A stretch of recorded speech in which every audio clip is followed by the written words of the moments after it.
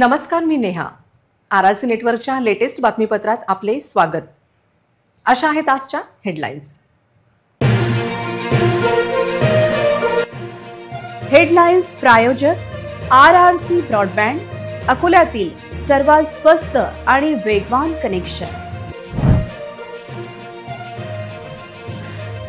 श्री गजानन महाराजांच्या पालखीचे शहरात आगमन. शहरात विविध ठिकाणी पालखीचे स्वागत. अकोल्यात 2 कोरोना रुग्ण सापडल्याने खळबळ. कोरोनाच्या रुग्णांच्या पार्श्वभूमीवर आरोग्य विभाग सतर्क.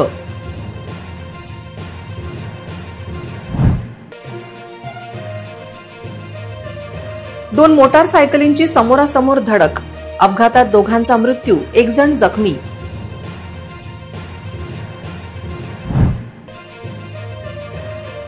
राजापेठ उड्डाणपुलावर 2 कारचा भीषण अपघात. मंगळवारी रात्रीच्या वेळी झाला अपघात.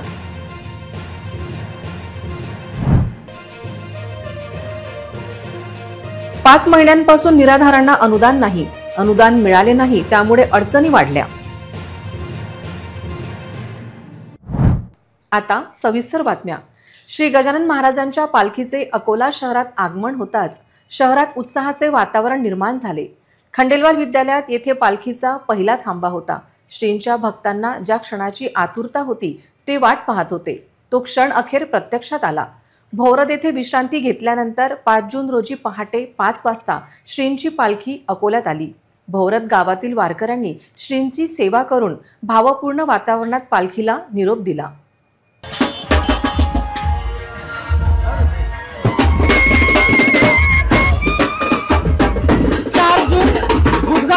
आज महाराजांचा पालखी सोहळा अकोल्यामध्ये आगमन झालेला आहे आणि मी नेहा पाटील आरआरसीच्या माझ्या सगळ्या दर्शकांचं खूप खूप स्वागत करते आहे.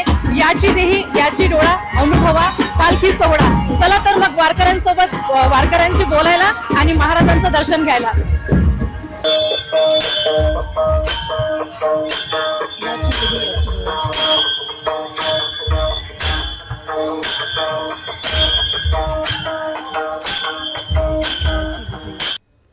गायगाव रेल्वे गेट येथे पालखी मोठ्या जल्लोषात पोहोचली. या पालखी सोहळ्यात तब्बल 700 वारकरी सहभागी झाले होते, ज्यात तालकरी, भजनी मंडळ, दिंडी, अश्व आणि भगव्या पताका घेऊन चालणारे वारकरी सामील होते.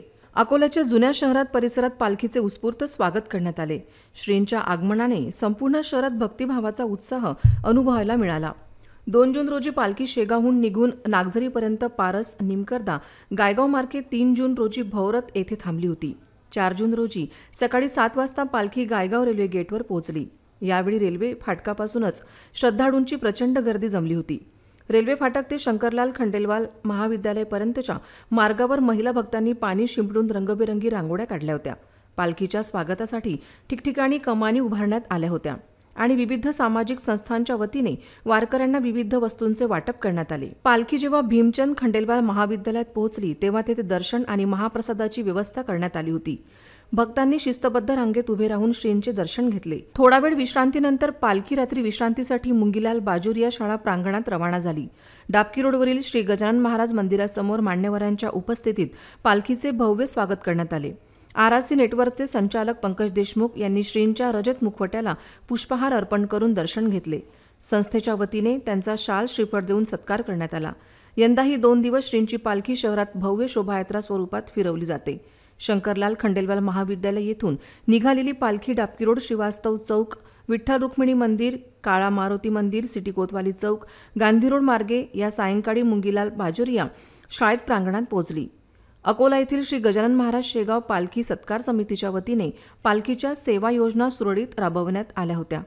उशिरापर्यंत दर्शनासाठी भाविकांची गर्दी येथे उसळली होती. शाळा प्रांगणात लावण्यात आलेल्या विविध दुकानांमुळे वातावरण एकदम शेगावप्रमाणे झाले होते.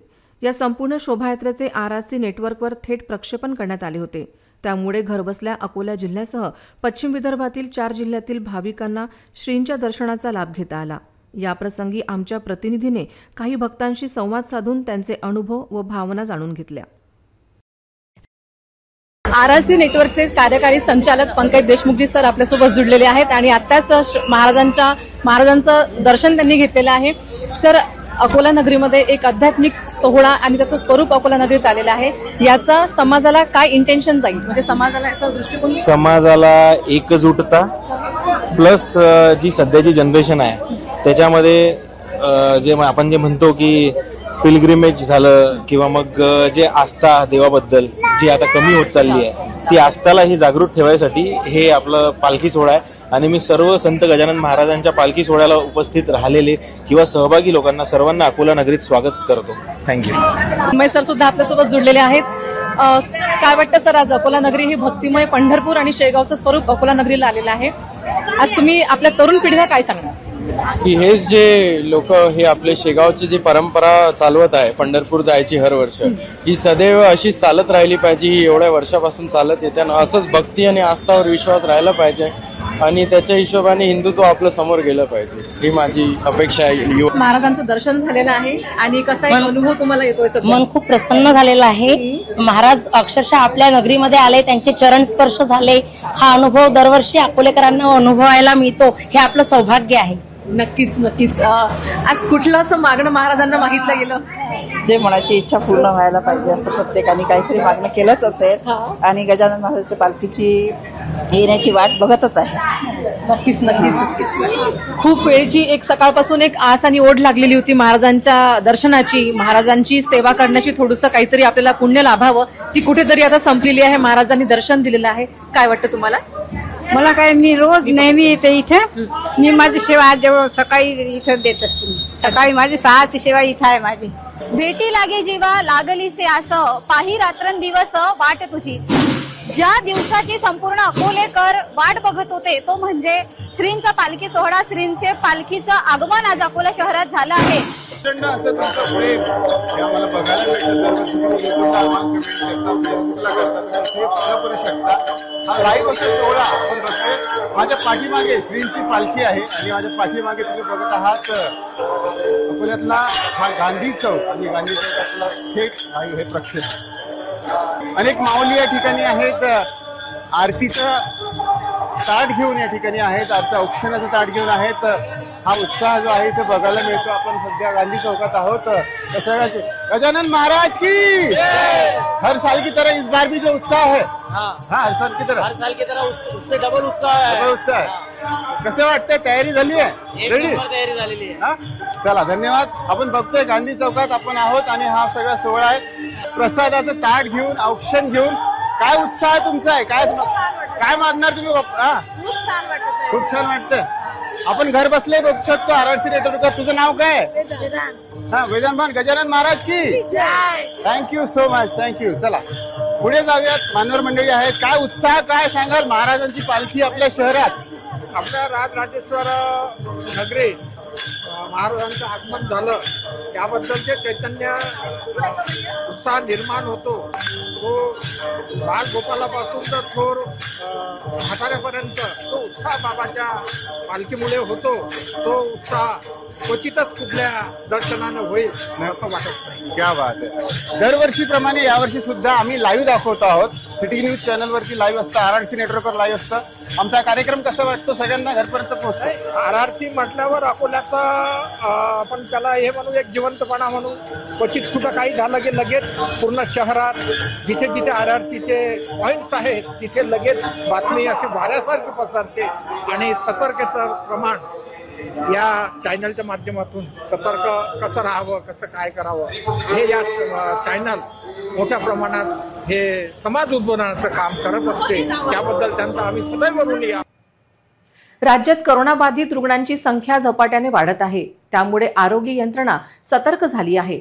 या दरम्यान कोरोनाने आता अकोला शहरातही प्रवेश केला आहे. अकोला महापालिका क्षेत्रात 2 करोनाबाधित रुग्ण सापडले आहेत. या दोन्ही रुग्णांवर घरीच उपचार सुरू आहेत. त्यामुळे जिल्ह्याची आरोग्य व्यवस्था अधिक सावध झाली आहे.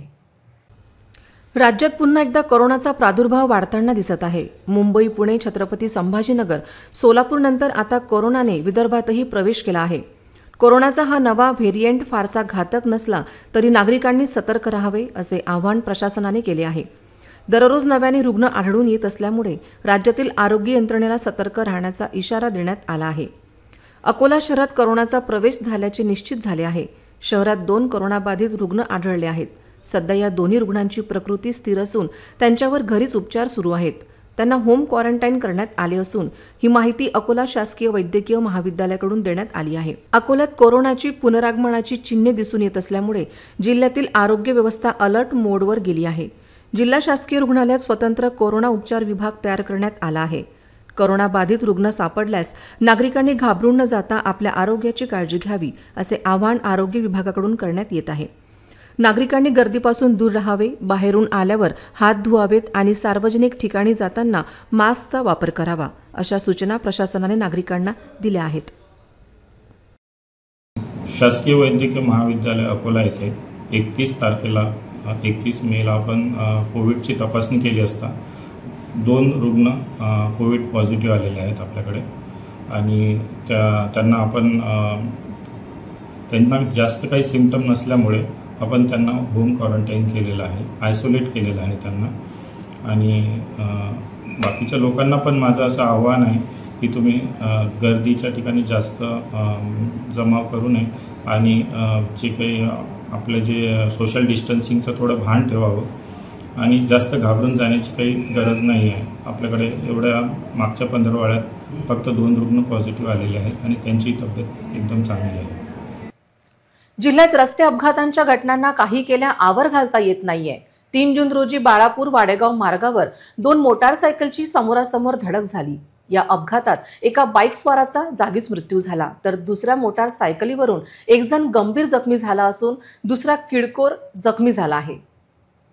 या अपघाताच्या केवळ 1 दिवस आधी म्हणजे 1 जून रोजी रात्री 11 वाजता याच मार्गावर वाघाडी पुलाखाली कार कोसळल्यामुळे 3 जणांचा मृत्यू झाला होता. या दुर्घटनेच्या दुसऱ्याच दिवशी ही दुचाकी अपघाताची घटना घडली. या अपघातात सुपेश इंद्रभान सांगेकर, वैभव चंद्रभान बिल्लेवार आणि संजय भालेराव हे 3 जखमी झाले. त्यापैकी संजय भालेराव यांच्या घटनास्थळीच दुर्दैवी मृत्यू झाला.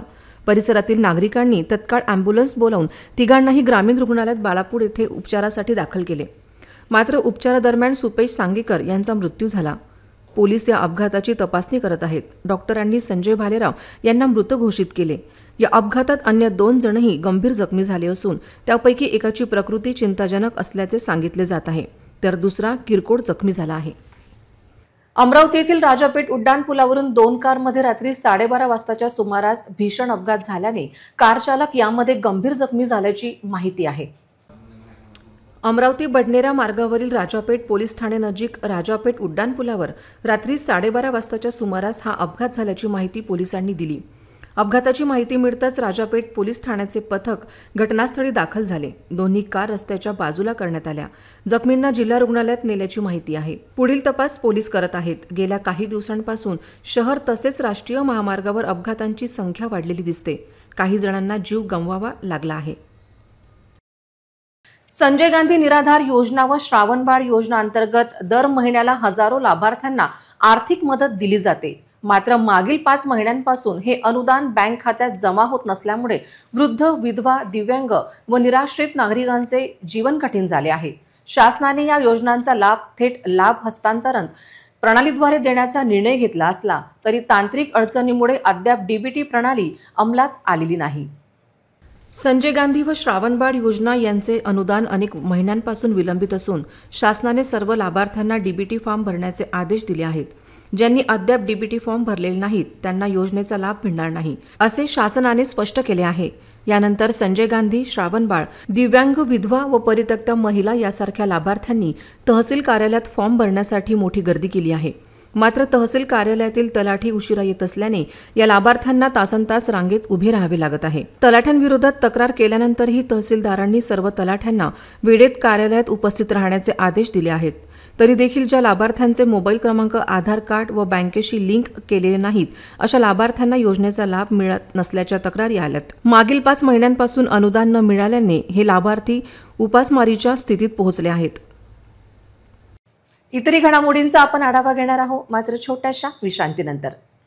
सिटी न्यूज सुपरफास्ट आणि RRC नेटवर्कचा धमाका ऑफर. जिंका आयफोन. 1 एप्रिल ते 31 मे दरम्यान रहा RRC नेटवर्क सोबत आणि जिंका आयफोन. अकोला शहरात आपल्या घरी, आपल्या दुकानात, आपल्या प्रतिष्ठानात लावा 1 वर्षासाठी RRC broadband internet connection. Akola आणि पश्चिम विदर्भातील ताज्या घडामोडी पाहण्यासाठी लावा RRCचे 1 वर्षासाठी केबल कनेक्शन आणि city news superfast, RRC news, city live social media reel मध्ये करा आपली जाहिरात आणि मिळवा आयफोन जिंकण्याची संधी। लकी ड्रॉ जून महिन्याच्या पहिल्या आठवड्यात। अधिक माहितीसाठी संपर्क 90 75 01 28 54 70 20 59 83 98। विश्रांतीनंतर पुन्हा एकदा तुम्हा सर्वांचं हार्दिक स्वागत। अकोट तालुक्यातील वस्तापूर गावात मंगळवारी रात्री 26 वर्षीय युवकाची धारदार शस्त्राने हत्या करण्यात आली। या घटनेमुळे परिसरात एकच खळबळ उडाली आहे। मागील काही दिवसात जिल्ह्यातील गुन्हेगारीचे प्रमाण सतत वाढतच आहे। जिल्ह्यात खून व जीवघेण्या हल्ल्याच्या घटनांमध्ये वाढ होत आहे। प्राप्त माहितीनुसार वस्तापूर येथील रहिवासी मंगेश बिहारीलाल श्रीहर आणि सेवकराम पतिराम सकूम यांच्या गावाच्या बाजारात किरकोळ कारणावरून वाद झाला। हा वाद मारहाणीमध्ये रूपांतरित झाला। त्यानंतर सेवकरामने धारदार शस्त्राने मंगेशच्या पोटावर घाव घातला। मंगेशला गंभीर अवस्थेत अकोट ग्रामीण रुग्णालयात दाखल करण्यात आले, मात्र डॉक्टरांनी त्याला मृत घोषित केले। पोलिसांच्या प्राथमिक माहितीनुसार दोघेही दारूच्या नशेत होते। वाद नेमका कशामुळे झाला याचा शोध घेण्यासाठी पोलीस तपास करत आहेत। पोलीस तत्काळ घटनास्थळी व रुग्णालयात दाखल झाले आणि आरोपीस अटक करण्यात आली। या घटनेत मृतक आणि आरोपी दोघेही नशेत असल्याचे स्पष्ट झाले आहे। वाशिम रेल्वे स्थानकात उद्धव बाळासाहेब ठाकरे यांच्या पक्षाच्या महिला पदाधिकाऱ्यांशी छेडछाड झाल्याची आणि त्यानंतर तिच्या पतीवर ब्लेडने हल्ला झाल्याची गंभीर घटना घडली आहे। या प्रकरणी महिलेने रेल्वे पोलिसात तक्रार दाखल केली असून आरोपीवर कठोर कारवाई करण्याची मागणी केली आहे। राज्यात महिलांवरील अत्याचारांच्या घटनांमध्ये दिवसेंदिवस वाढ होत आहे। 2 जून रोजी उद्धव बाळासाहेब ठाकरे यांच्या शिवसेना पक्षाच्या महिला पदाधिकारी ट्रेनने अकोल्याहून वाशिम रेल्वे स्थानकावर आल्या होत्या। त्यावेळी काही गुंड प्रवृत्तीच्या लोकांनी त्यांच्याशी छेडछाड व मारहाण केली। महिलेच्या पतीने विरोध करताच त्यांच्यावर ब्लेडने वार करण्यात आले। या संदर्भात महिलेने अकोला रेल्वे पोलीस ठाण्यात तक्रार दाखल केली असून घटनेनंतर वाशिम येथून 2 जणांना ताब्यात घेण्यात आले आहे।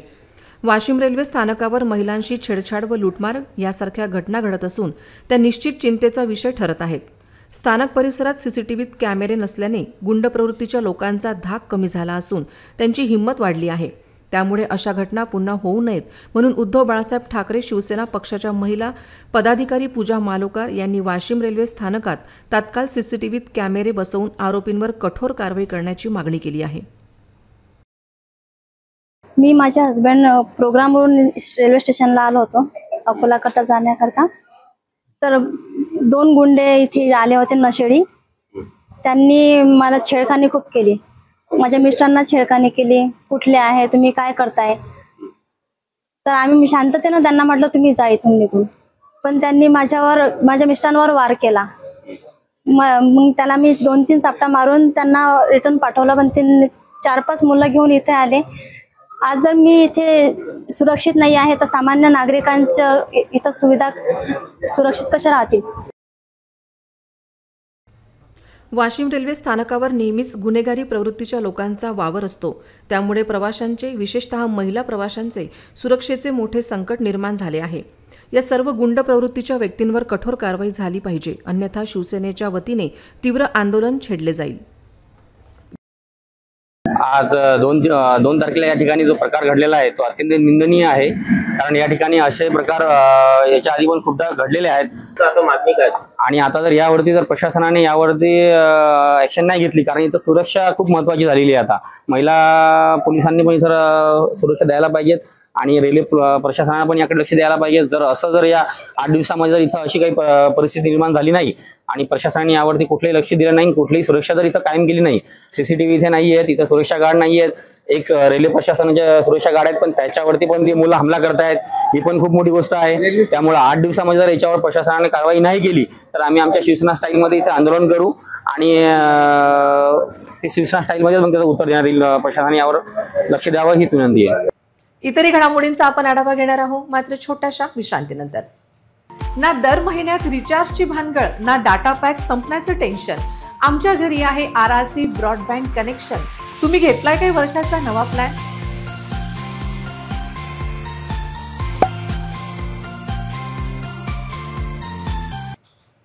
विश्रांतीनंतर पुन्हा एकदा तुम्हा सर्वांचं हार्दिक स्वागत।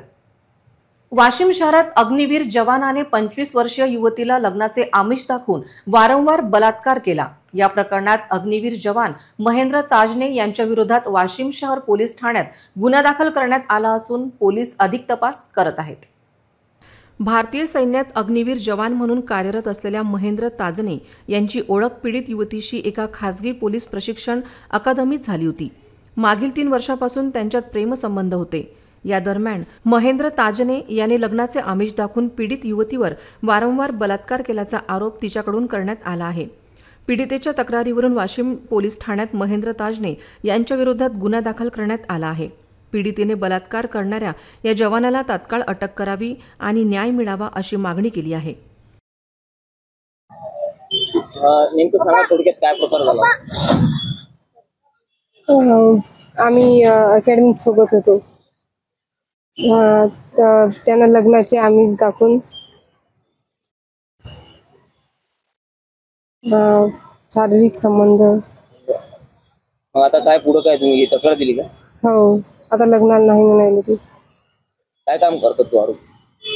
ते अग्निवीर मध्ये आर्मी। आता तक्रार दिली का? हो। काय सांगितलं? ते आता बोलले सांगतो म्हणून। बरं, काय मागणी नेमकी तुझी? मागणी काहीच नाही, लग्नाची, लग्न करायचं। पीडितेच्या तक्रारीनुसार पोलिसांनी अग्निवीर जवानावर विविध कलमानुसार गुन्हा दाखल केला असून पुढील तपास सुरू असल्याची माहिती पोलीस प्रशासनाने दिली आहे। एका 25 वर्षीय पीडितेनं पोलीस स्टेशन वाशिम शहर येथे एका युवकानं तिच्यावर लग्नाचं आमिष दाखवून वारंवार दगडी संभोग केल्याची तक्रार दिली आहे। त्यानुसार तक्रारीवरून पोलीस स्टेशन वाशिम शहर येथे कलम 351(2)(3), कलम 352 व 69 भारतीय न्याय संहितानुसार गुन्हा दाखल करण्यात आलेला आहे। गुन्ह्याचा तपास सुरू आहे। सर, तो अग्निवीर जवान असल्याची माहिती मिळते। आरोपीला ताब्यात घेऊन याबाबत पुढची शहानिशा करून जर तो अग्निवीर असेल तर तसं रेकॉर्डवर घेण्यात येईल। पुन्हा एक नजर टाकूया आजच्या प्रमुख घडामोडींवर। हेडलाईन्स प्रायोजक RRC ब्रॉडबँड, अकोल्यातील सर्वात स्वस्त आणि वेगवान कनेक्शन। श्री गजानन महाराजांच्या पालखीचे शहरात आगमन। शहरात विविध ठिकाणी पालखीचे स्वागत। अकोल्यात 2 कोरोना रुग्ण सापडल्याने खळबळ। कोरोनाच्या रुग्णांच्या पार्श्वभूमीवर आरोग्य विभाग सतर्क।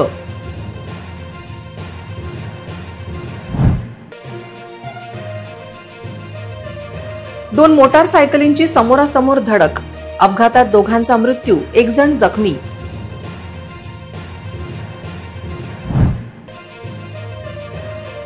राजापेठ उड्डाणपुलावर 2 कारचा भीषण अपघात। मंगळवारी रात्रीच्या वेळी झाला अपघात।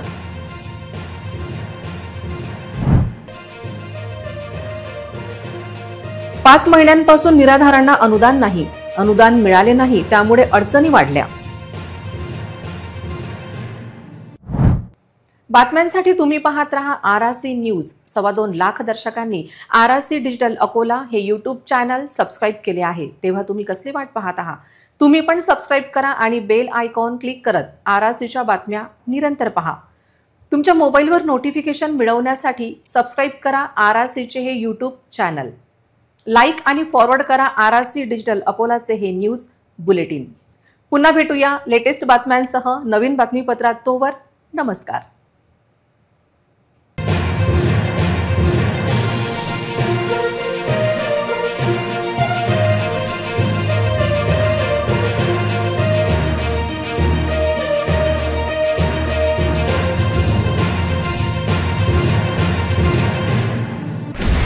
पेट्रोलचे वाढले दर, गॅस सिलेंडरच्या वाढल्या किमती, जीवनावश्यक वस्तू असो की कपडे यांचे देखील वाढले दाम। अकोल्यात पहिल्यांदाच इतर टेलिकॉम कंपन्यांपेक्षा स्वस्तात internet broadband connection RRC network private limited द्वारे स्वस्तात इंटरनेट कनेक्शनच्या संधीचा फायदा घ्या आणि बचत करा। निम्म्या पैशात मिळवा internet broadband connection RRC network private limited.